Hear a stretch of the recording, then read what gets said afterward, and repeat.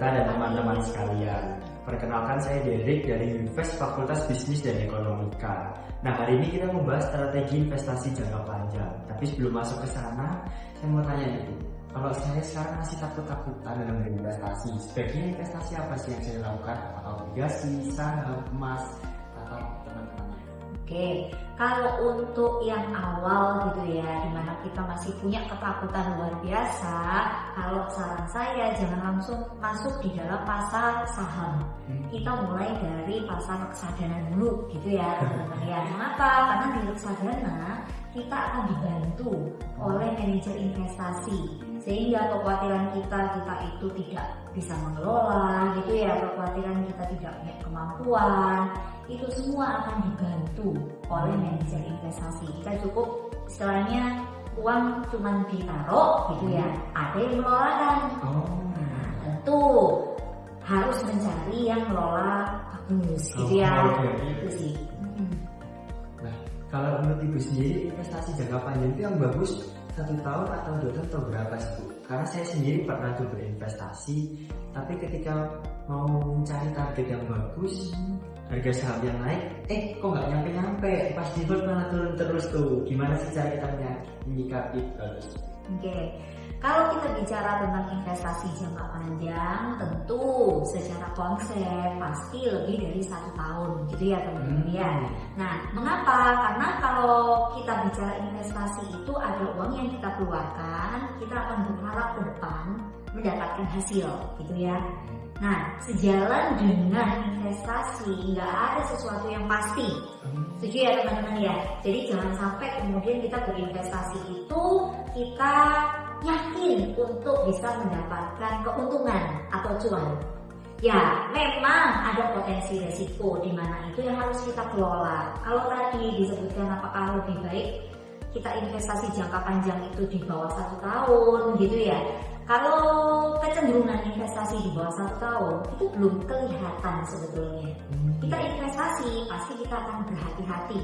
Kita akan mencari, contoh kalau kita investasi di saham, maka kita sebetulnya membeli perusahaan gitu ya.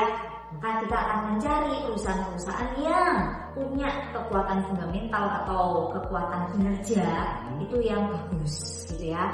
Dan durasi waktunya pasti akan lama. Nah, sehingga kalau kita berinvestasi memang disarankan tidak menggunakan uang panas gitu ya, uang dingin. Dalam artian kita tidak mampu untuk memperkirakan secara pasti. Kita mampu untuk mengestimasi gitu ya. Tapi memperkirakan secara pasti ke depan, nah itu nggak mungkin gitu ya. Sementara ketidakpastian ke depan itu ada. Makanya kalau tadi dibilang, saya beli tapi kok turun terus ya nggak apa-apa selama yang kita beli itu kinerja perusahaannya bagus, ya di-hold aja. Berarti kita harus sambil lihat berita-berita gitu. Betul. Gak bisa cuma sekali terus langsung percaya itu susah ya Bu ya? Iya, ada rumor-rumor selain dari memang kinerja ya, harga saham. Kalau kita bicara investasi di pasar modal khususnya di saham, harga saham itu belum tentu juga mencerminkan totally kinerja dari perusahaan gitu ya. Ada faktor-faktor lain yang mengaruhi kinerja perusahaan. So far bagus-bagus kok, baik-baik saja, tapi kenapa harga sahamnya kemudian turun? Nah, itu sebetulnya yang harus kita kaji. Makanya jangan buru-buru, saya investasi, kok turun? Siapa tahu itu justru momen yang tepat ketika kita memiliki uang lebih gitu ya, untuk top up gitu ya.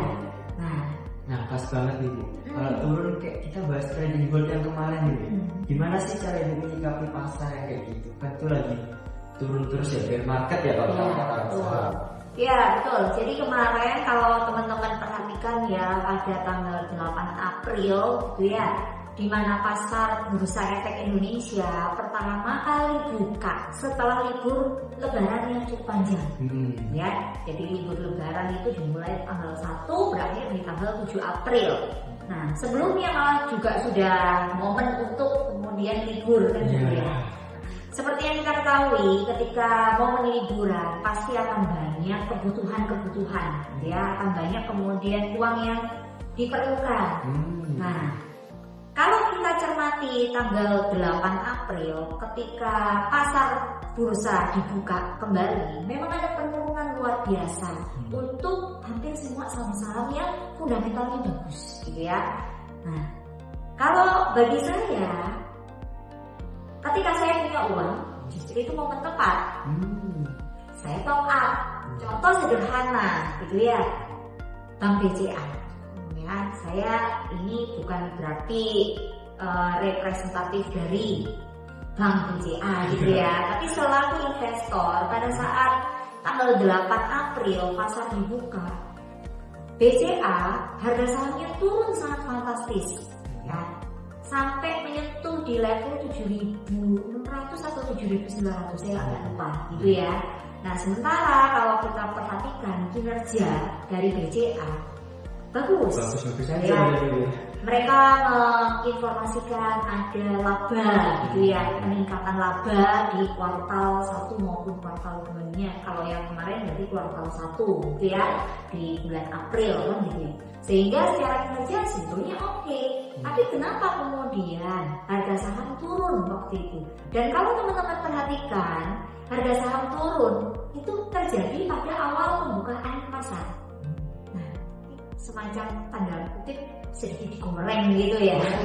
Jadi itu turun dalam. Setelah itu kalau nggak salah agak siang itu sudah mulai sebetulnya rebound gitu ya. Nah, memang pada sesi sore itu masih turun lagi. Jadi selama kurang lebih 2 hari kalau nggak salah saya amati ya, tanggal 8 dan tanggal 9 itu kecenderungan pasar memang baru fluktuasinya atau volatilitasnya itu sangat tinggi. Nah, biasanya faktor-faktor lain yang justru mempengaruhi, bukan karena kinerja keuangan dari emiten yang jelek.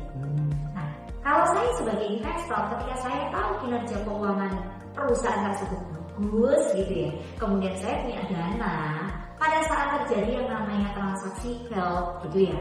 Nah, momen tepat sebetulnya untuk apa? Nerok gitu ya, untuk kita top up gitu. Dan itu banyak dilakukan justru oleh investor-investor kelas kakap gitu ya, dimana mungkin secara informasi dia lebih bisa mendapatkan gitu ya. Nah, dibanding kita yang investor ya yang nominalnya masih limited gitu ya. Nah, kita bisa sebetulnya mengikut gitu ya. Jadi kita amati dari investor-investor yang dia memang biasanya trading dalam jumlah yang besar gitu ya, kita bisa lihat kok sebetulnya kan gitu ya. Kalau pas tadi trading halt terjadi, harga untuk emiten itu terjun bebas atau turun dalam, investor yang kelas kakap tersebut melakukan aksi beli, ya harusnya kita mulai dong untuk tanya, benar ya? Investor besar malah beli gitu ya.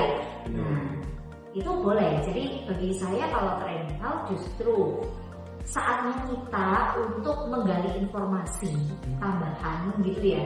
Kalau memang informasi tambahan tersebut arahnya adalah positif gitu ya, didukung dengan kinerja yang juga positif, why not? Kalau kita punya uang lebih, kita top up gitu. Jadi kita harus lihat secara makro juga ya Bu, nggak bisa ya, perusahaan itu aja. Betul, kalau kita bicara investasi nggak bisa kita hanya mengandalkan untuk info mikro gitu ya, internal dari perusahaan aja nggak bisa. Kita juga harus mengamati yang namanya makroekonomi gitu ya. Nah, kita juga harus melihat kebijakan baik itu di pemerintah khususnya di Indonesia kalau kita bicara pasar modal di Indonesia gitu ya, dan juga pasar modal di negara lain ya, seperti saat ini di mana kita tahu banyak ya kebijakan-kebijakan dari negara Amerika yang juga memberikan dampak terhadap pasar modal di baik itu di Indonesia maupun di Asia gitu ya, termasuk juga kebijakan mungkin dari negara Cina gitu ya, karena memang dua negara tersebut saat ini kan baru mendominasi. Nah, itu juga akan mengakibatkan ya adanya tadi ya semacam dampak pengaruh terhadap pasar modal Indonesia. Nah, itu strategi investasi jangka panjang dan tips-tips dari Bu Beata.